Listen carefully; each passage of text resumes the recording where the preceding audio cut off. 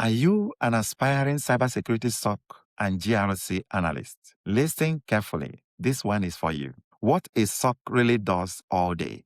You think a cybersecurity SOC analyst just watch dashboards. That's not the job.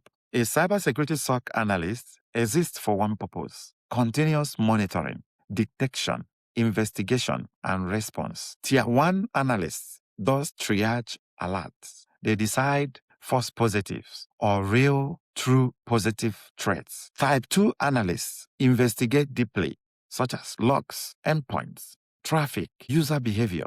Type 3 analysts hunt threats that tools didn't catch. Incident responders contain and eradicate attacks. SOC managers translate all of this into reports leadership understands. These tools, SIEM, EDR, IDS, and scanners. These are security information event management tools, endpoint detection and response tools, intrusion detection and prevention systems, tools, and scanners like vulnerability scanners, like Nexus Tenable. But the real skill is this question: is this normal or abnormal? SOC work is pattern recognition at scale.